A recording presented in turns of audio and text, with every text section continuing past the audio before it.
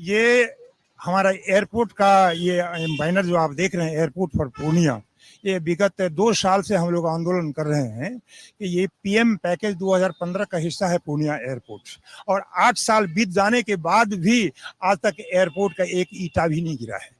यही बहुत दुख की बात है, और ये लगातार हम माननीय मुख्यमंत्री से आग्रह करते रहे हैं, केंद्र सरकार से आग्रह करते रहे हैं कि जितना जल्दी हो हमारे पूर्णिया को एयरपोर्ट आप दीजिए। और जबकि ये पूर्णिया एयरपोर्ट पीएम पैकेज है और उनकी मर्यादा की रक्षा भी आप लोगों को करनी है, और जब जैसे ही इसकी रक्षा कीजिए तो पूर्णिया की जनता का मांग पूरा हो जाएगा। लेकिन आज तक इस पर जो है किसी भी प्रकार का विचार नहीं किया गया। एयरपोर्ट तो एक प्रमुख मुद्दा है, लेकिन पूर्णिया के और बाकी मुद्दों की मैं बात करूं तो क्या है यहाँ पर? आम लोगों की अगर बात आप करें तो यहाँ एम्स नहीं है, और अभी ये सामने में जो सेंट्रल स्कूल है, सेंट्रल स्कूल अभी सेंट्रल स्कूल जो एयरफोर्स के पुराने मकान में तत्काल चल रहा है। 4 सेक्शन सैंक्शनड है बच्चे का हर क्लास में, जी 1 से लेकर के आपको 12 क्लास तक, और सेंट्रल स्कूल का 12.91 एकड़ जमीन ऑलरेडी लीज पर दिया हुआ है, लेकिन लीज रजिस्ट्रेशन के सवाल पर अभी रुका हुआ है। बिहार वहाँ जो केंद्रीय विद्यालय है उनका ये कहना है कि बिहार सरकार को फ्री लीज रजिस्ट्रेशन करना है, लेकिन बिहार सरकार इसको फ्री लीज रजिस्ट्रेशन नहीं करके उसके लिए 45 लाख रुपए की डिमांड किया है, जिसके कारण आज जो है 10 वर्ष से 2015-5 ले लीजिए, 19 ईयर्स ये ऐसे ही पड़ा हुआ है। ये बहुत बड़ा मुद्दा है, बहुत बड़ा मुद्दा है। देखिए, लेकिन 19 साल हो गए, उसके बाद भी सुनवाई नहीं, प्रतिनिधि आते रहे जाते रहे, चुनाव होते रहे। सर, आपका शुभ नाम? मेरा नाम अभिमन्यु कुमार मन्नू, मैं सिविल सोसाइटी का उपाध्यक्ष हूँ।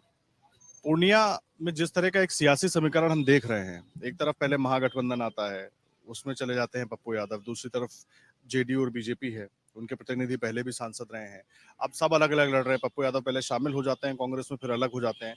लेकिन यहाँ के जो दावे वादे हैं, इस पूरी सियासी लड़ाई में यहाँ के लोगों का, आम लोगों के जो मुद्दे हैं वो जस के तस बने हुए हैं। रोजगार कितना बड़ा मुद्दा है सर? रोजगार यहाँ बहुत बड़ा मुद्दा है। यहाँ बेरोजगारी चरम सीमा पर है। यहाँ के बहुत सारे लोग पलायित हो चुके हैं, बाहर रहते हैं, बाहर से अपने बच्चों के लिए कमाते हैं, फिर यहाँ आते हैं, अपने बच्चों का भरण पोषण करवाते हैं। तो ये हमारे यहाँ रोजगार बहुत बड़ी समस्या है। रोजगार की दिशा में यहाँ कोई फैक्ट्री नहीं लगी, कोई कारोबार बड़ा नहीं लगा यहाँ, और ये रोजमर्रे का जो काम है, सांसद कोष, विधायक कोष, ये तो रूटीन वर्क है। विशेष रूप से जो यहाँ काम होना चाहिए, कोई फैक्ट्री लगनी चाहिए, कोई बड़ा सा डिपार्टमेंट यहाँ खुलना चाहिए ताकि अधिक से अधिक लोगों का रोजगार हो सके, वैसे उस दिशा में कोई कार्रवाई नहीं हुई आज तक। प्रमुख जो संसाधन है जीविका का, आम पूर्णिया वासी का, गांव ग्रामीण में जो है, सबका खेती है। अब खेती है, और उसके अलावा यहाँ मोटर व्हीकल का बहुत बड़ा यहाँ वर्कशॉप है लोगों का प्राइवेट, उसमें बहुत सारे लोग मिस्त्री का काम करते हैं, फिटर का काम करते हैं। उसी तरह हमारे यहाँ मेडिकल का हब है, जो यहाँ लोग सुई दे करके, पानी चढ़ा करके, बैंडेज पट्टी करके अपना अपना रोजगार चला रहे हैं। तो ये दो जो काम है यहाँ पर, रिंच और सिरिंज, ये पूर्णिया का बहुत दिनों से रोजगार का एक साधन बना हुआ है। लेकिन पढ़े लिखे लोग आज भी बेकार पड़े हुए हैं, उनके लिए कोई उचित व्यवस्था सरकार की ओर से नहीं की गई है। तो इस बार लग रहा है ये एक तरफ महागठबंधन है, एक तरफ पप्पू यादव है, एक तरफ एनडीए है, किसी में दम दिख रहा है कि कोई आगे लिए कुछ कर पाएगा? सब वादा तो कर रहा है। हाँ, हमको तो एनडीए की तरफ हम अपेक्षित हैं, हम उनसे अपेक्षा करते हैं कि एनडीए की सरकार अगर बन गई तो जरूर कुछ यहाँ पूर्णिया में विकास का काम होगा, रोजगार की दिशा में भी कार्रवाई होगी। उनको लगता है एनडीए की सरकार अगर बन गई तो विकास का काम होगा। सर, प्रमुख मुद्दे पहले।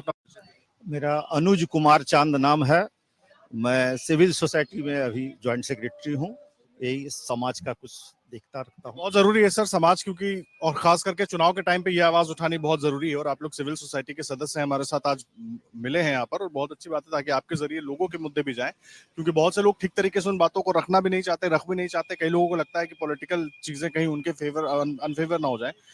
मुद्दे जो है यहाँ के, एयरपोर्ट का ही प्लाकार्ड आप लोग लेकर यहाँ पर मौजूद है, एयरपोर्ट की प्रमुख मांग है यहाँ पर।